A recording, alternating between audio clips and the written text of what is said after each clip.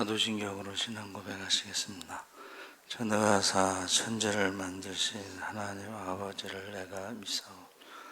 그 외아들 우리 주 예수 그리스도를 믿사오니 이는 성령으로 잉태하사 동정녀 마리아에게 나시고 본디오 빌라도에게 고난을 받으사 십자가에 못 박혀 죽으시고 장사한 지 사흘 만에 죽은 자 다시 살아나시며 하늘에 오르사 전능하신 하나님 우편에 앉아 계시다가 저희로서 산 자와 죽은 자 심판하러 오시리라.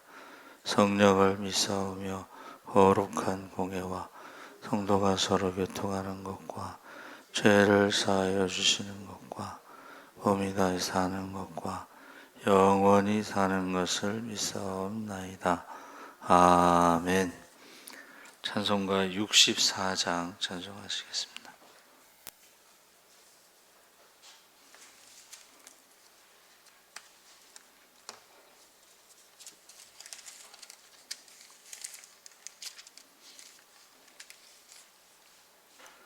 찬송가 64장 찬송하시겠습니다.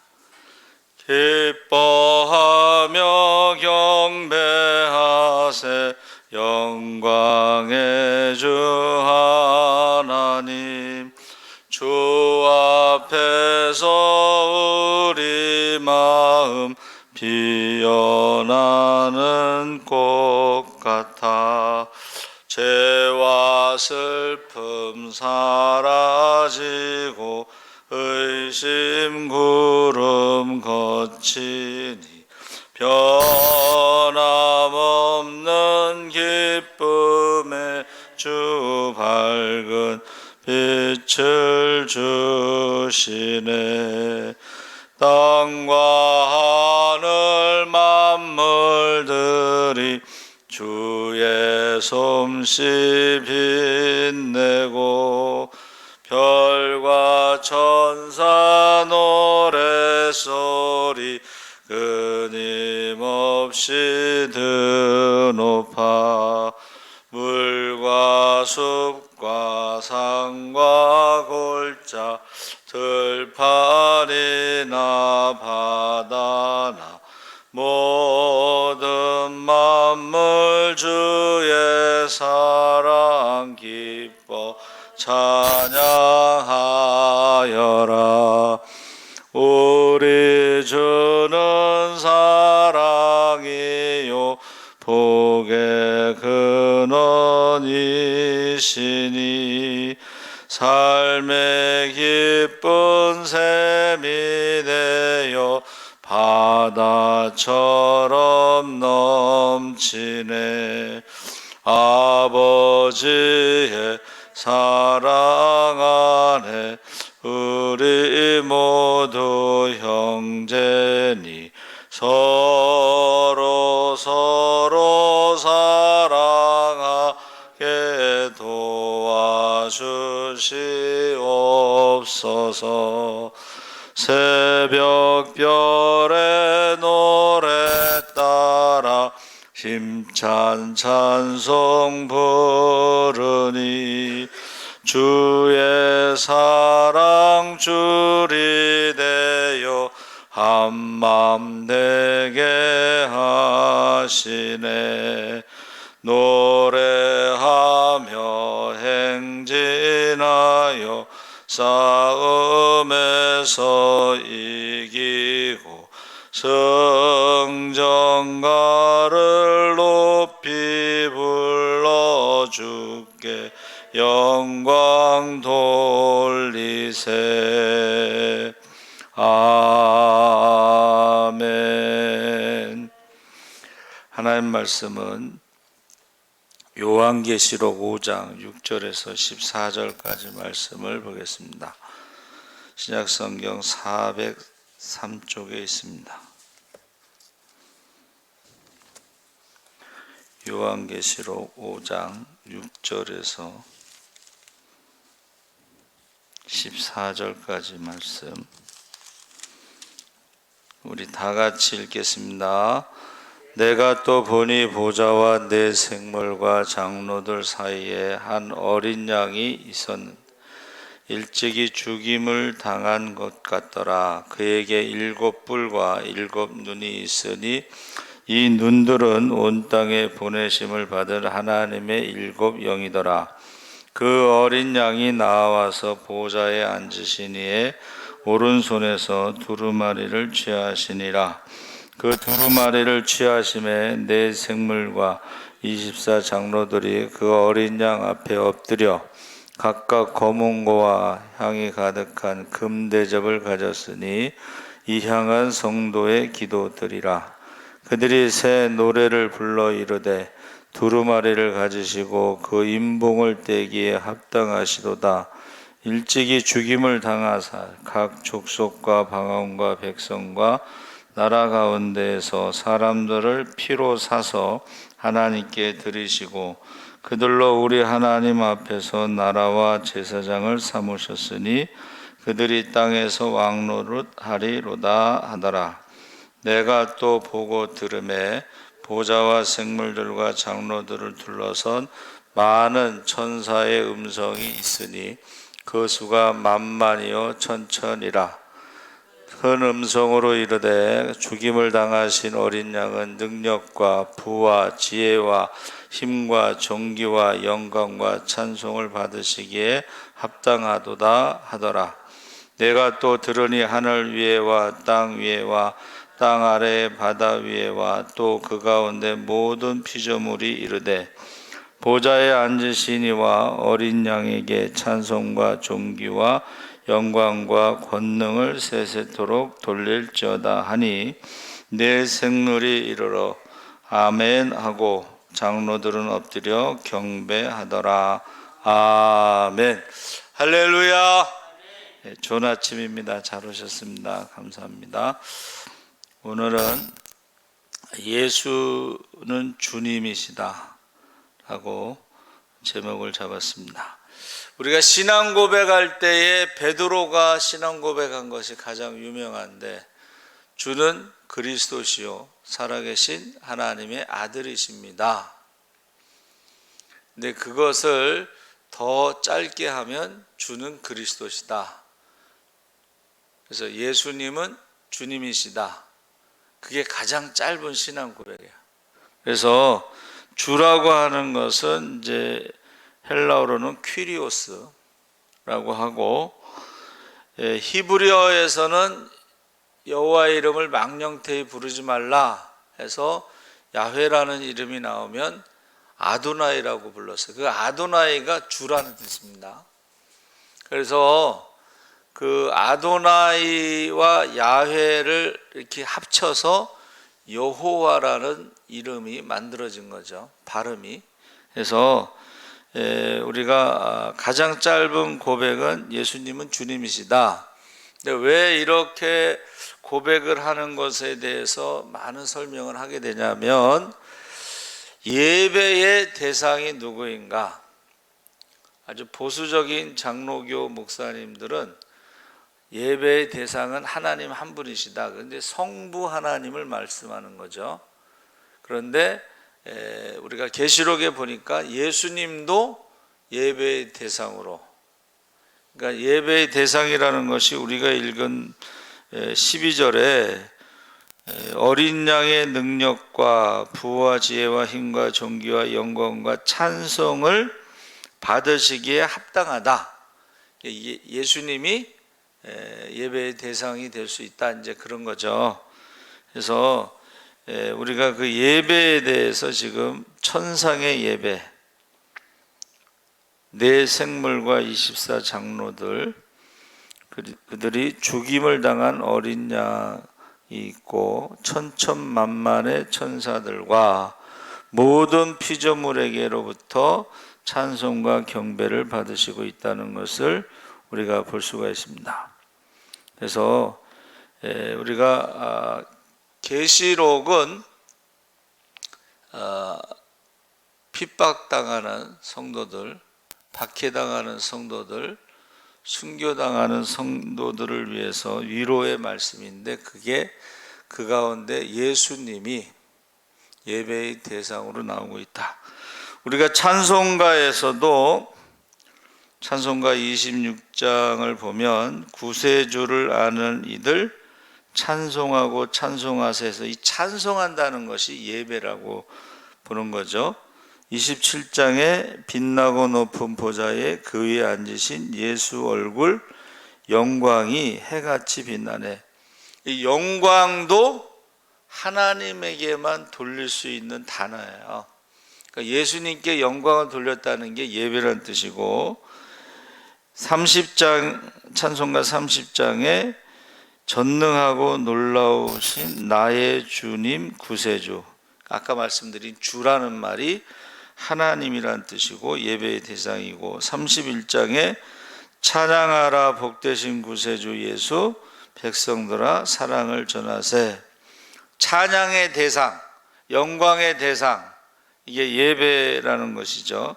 32장 만유의 주제 존귀하신 예수 사람이 되신 하나님. 예수님이 성육신 하셔서 이 땅에 오셔서 십자가를 지신 그 예수님도 예배의 대상이다. 그래서 이 찬송가 중에는 예수님에 대해서 많이 예배의 대상으로 나오죠. 주 예수 이름 높이어 다 찬양하여라. 금면류관을 들여서 만유의 주 찬양. 하여튼간 찬송가에는 예수님이 예배의 대상이다. 세 번째 우리가 생각할 것은 계시록 5장에 나오는 천상의 예배를 가리키는 것인가 아니면 지상의 예배를 가리키는 것인가 라는 질문하는데, 거기에 이제 네 종류의 존재들, 네 생물들, 24장로들, 천천만만의 천사들, 그리고 마지막으로 피조물들이 나오는데, 보좌에 앉으신 이와 어린 양에게 찬송과 존귀와 영광을 세세토록 돌릴지어다. 그래서 이것은 천상의 예배를 보여주고 있다. 근데 천상의 예배 중에 그 시작이 하늘 위에서라고 시작된 말씀이 있는데, 이것은 헬라어 원문에는 하늘 안에서, 왜냐하면 천상의 예배를 드리는 그곳이 가장 높은 곳이기 때문에 거기보다 더 높은 하늘은 없습니다. 하늘 위에라는 말은. 그래서 원래 헬라어 원문에는 하늘 안에서 이렇게 번역이 돼야 되겠죠. 그리고 모든 피조물, 천상에 있는 피조물, 그래서 우리가 천상의 예배의 그 어떤 특징이 나오죠. 지상의 예배와 좀 다른 게 나오는데 세 가지가 나옵니다. 하나는 모든 피조물들이 하나님과 어린 양에게 엎드린 후에 경배한다. 둘째는 모든 피조물들이 하나님과 어린 양에게 찬양을 올린다. 셋째는 모든 피조물들이 하나님과 어린 양에게 기도를 올려드린다. 그러니까 거기에는 모든 피조물들이라는 것은 이게 이제 천상에 있는 그 모든 피조물들인데, 우리가 경배, 엎드리고 절하고 찬양하고 기도를 드리는 게 이제 천상의 예배의 모습이고, 지상의 예배에서는 우리가 이제 예배학에서요, 예배가 뭐냐 그랬을 때 하나님과 인간 사이의 만남이다. 또 다른 말로 하면 축제다. 우리 절기 지키잖아요. 그 축제가 바로 하나님과의 만남도 되고 이웃을 초청해서의 만남도 돼요. 그러니까 우리가 예배라고 하는 것은 만남인데, 하나님만 만나면 안 되고 가난한 이웃들을 초대해서 같이 만나는 것이 지상의 예배의 특징입니다. 근데 하나님은 영이시기 때문에 보이지 않는데 어떻게 만나는가? 그것도 세 가지가 있는데, 하나는 말씀을 통해서 만나 주신다. 우리에게 말씀하신다는 거예요. 우리 이제 설교라고도 하는데, 11시 예배 우리 박주창 목사님이 새벽에 이제 이렇게 묵상하다가 주시는 말씀이 있잖아요. 그게 이제 위로하라는 말씀을 감동을 받았다는 거죠. 이사야 40장에 나오는 말씀인데, 내 백성을 위로하라는 말씀을 주셔요. 이사야 선지자에게.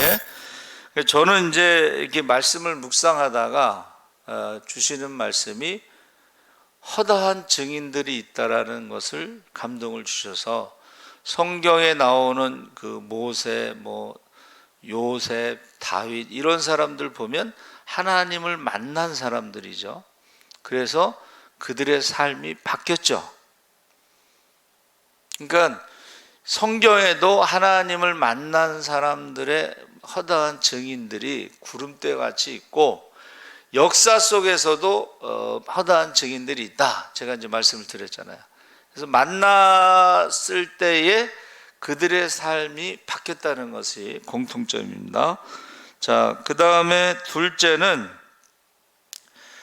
복을 주신다는 거예요. 하나님이 어떻게 만나 주시냐? 우리가 이제 축도라고도 하는데 하나님께서 우리에게 복을 주심으로 만나 주시는 거예요. 말씀을 통해서 만나 주시고 축복을 통해서 만나 주시고, 그 다음에 세 번째는 피와 살을 주신다는데 이게 성찬을 통해서, 그러니까 성찬은 예수님의 십자가를 기념하라는 거잖아요. 그러니까 그 성찬을 통해서 우리를 만나 주신다. 그래서 인간 편에서 보면 바로 이 세 가지를 통해서 찬양을 올려드리고 기도를 올려드리고 예물을 올려드린다.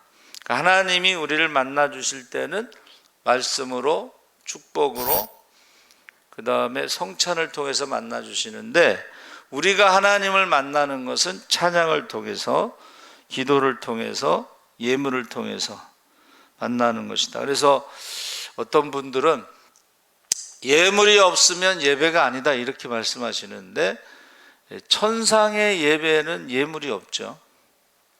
그래도 그것은 천상의 예배라고 말할 수가 있고, 지상에서는 예물이 없으면 예배가 아니다. 그래서 어느 교단은 모든 예배 시간마다 헌금 순서가 있더라고요. 어느 교단인지는 아시죠? 모든 예배의 헌금 순서. 왜냐하면 예물이 없으면 예배가 아니다 이렇게 생각하기 때문입니다. 지상의 예배에 대해서 그렇게 말하는 것이라고 보고, 이 예배를 받으신다 했을 때 이 람바노라는 헬라어는 무엇을 취하다 이런 뜻인데, 생명을 취하는 것도 예배고 인구 조사를 하는 것도 예배고, 그래서 우리가 노래를 시작하는 것도 예배고 회개하는 것도 예배고, 그래서 하나님께 드려지는 것이 예배다 이제 이렇게 성경에 나와 있는 거고, 히브리어로는 이제 제가 전에 샀던 이스라엘 성서공회에서 주문했던 신약 성경은 원래 헬라어로 돼 있는데 이스라엘 사람들 중에 예수 믿는 사람들 이스라엘 성서공회에서 신약 성경을 히브리어로 해서 성경이 있어요. 그래서 그걸 제가 이제 지난번에 이제 누가 사주셨는데 거기에 보면 카발이라고 돼 있어요. 카발은 히브리어를 이제 하나하나 파자하면 치료하고 성전과 교육. 예배는 뭐예요? 하나님이 원하시는 예배는 상한 심령이라. 원래 구약의 동물의 제사는 상한 것을 드릴 수 없어요. 그렇죠? 젖먹고 흠없는 예물을 드려야 돼. 그런데 신약의 예배는 우리 병든 모습, 상처받은 모습, 상한 심령, 그것을 있는 그대로 하나님 앞에 죄인 오라 하실 때에 날 부르소서 하는 그러한 것을 그대로 하나님 앞에 갖고 오는 것이 그게 예배라는 거예요. 그러니까 구약의 동물은 흠없는 것을 드려야 되는데 신약의 예배는 그냥 죄인 모습 그대로, 상처받은 모습 그대로, 병든 모습 그대로 하나님 앞에 다 드리는 그것을 예배라고 하는 거예요. 그러면 하나님께서는 어떻게 해요? 회개하는 죄인을 용서하시고 병든 자를 고치시고 심지어는 죽은 자를 살리시는데 그게 예배라고 하는 것이에요. 할렐루야. 그러니까 신약의 예배는 하나님의 능력이 나타나는 거예요. 하나님의 축복이 나타나는 거예요. 병든 자를 고치시고 죽은 자를 살리는 거예요. 할렐루야. 그러니까 하나님은 상한 심령을 원하신다. 나는 죄인을 부르러 왔노라. 병든 자에게만 의원이 쓸 때 있다. 그러니까 우리가 예배를 통해서 하나님 앞에 있는 모습 그대로 하나님 불쌍히 여기소서.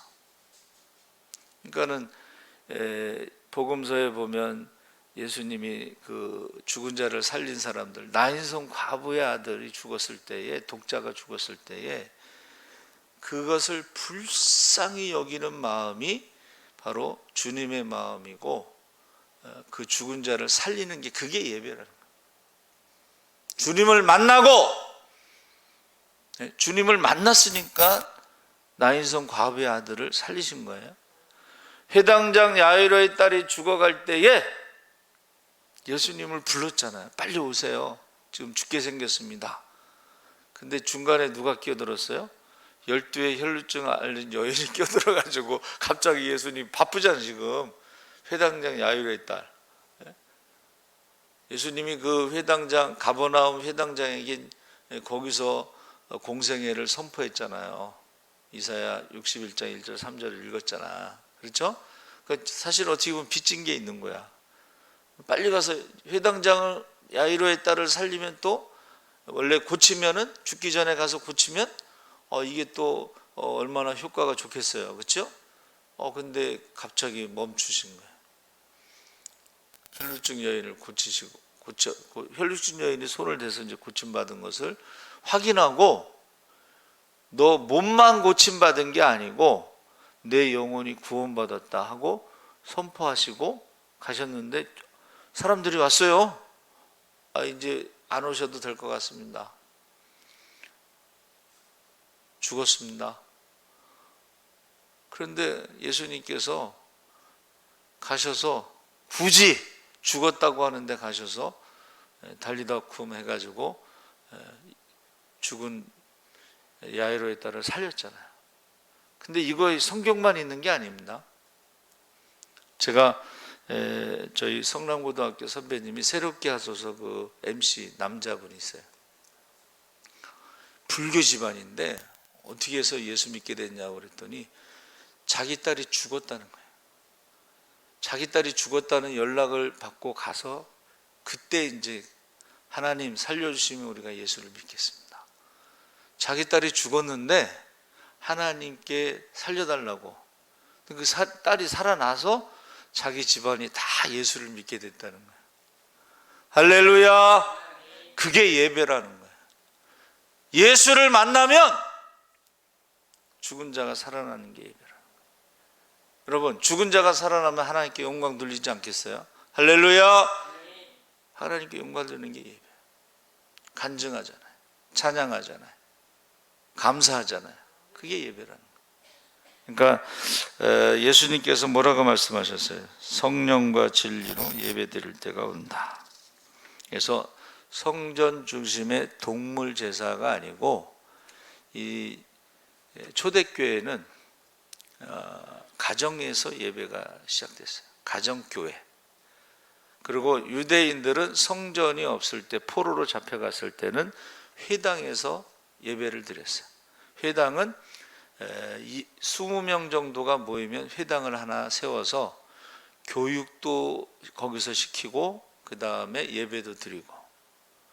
우리 기독교는 성전 중심의 예배가 아니고 가정 중심의 교회, 또 하나는 회당처럼 예배드리고 가르치는 한 20명 정도. 그러니까 이게 남자만 20명이면 한 20가정 정도 되는 거예요.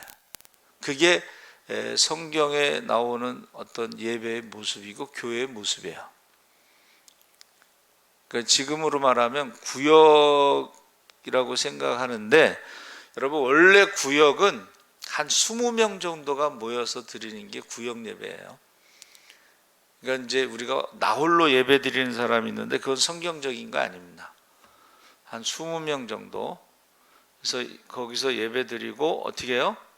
대예배에서 할 수 없는 기도의 제목을 내놓고 구체적으로 기도하고 응답받고 그러면서 이제 믿음이 성장하는 거예요. 할렐루야. 예. 그러니까 우리가 이제 교회가 무엇인지 예배가 무엇인지 자꾸 질문할 때에 이제 성경에 나오는 그런 모습. 그런데 여기서 성령과 진리로 예배 드리는 것이 성경 예수님 말씀하신 거고, 구약에는 흠없는 동물을 드려야 되지만 신약에는 상한 심령으로 하나님 앞에 와서 회개하고 자복하고 병든 몸을 가지고 와서 불쌍히 여겨달라고 그러고, 연약하고 부족한 것을 기도 제목으로 삼고 하나님 앞에 기도하는 것이 예배고, 응답받는 것이 예배고, 하나님이 우리를 만나주신 그것이 바로 예배라는 것입니다. 그래서 저와 여러분이 꼭 성령과 진리로 하나님 앞에 예배 드리시기 바랍니다. 그리고 응답 받으시기 바랍니다. 살아계신 하나님 아버지 감사합니다. 이제 예수님이 예배의 대상으로 계시록에 나와 있고 찬송에도 나와 있습니다. 구약의 예배와 신약의 예배가 다른 것을 우리가 알게 하시고, 구약에는 흠없는 것으로 드렸지만 신약에는 흠 있는 모습 그대로, 상처받은 모습 그대로, 상한 심령으로, 죄인의 모습으로 하나님 앞에 드리게 하시고, 하나님께서 불쌍히 여기시고 만나주시고 응답해 주시고 고쳐주시고 축복하여 주시옵소서. 그래서 많은 사람들에게 간증할 수 있게 하시고 하나님께 영광 돌리게 하시고 우리에게는 기쁨이 충만하게 하여 주시옵소서. 감사하며 예수님의 이름으로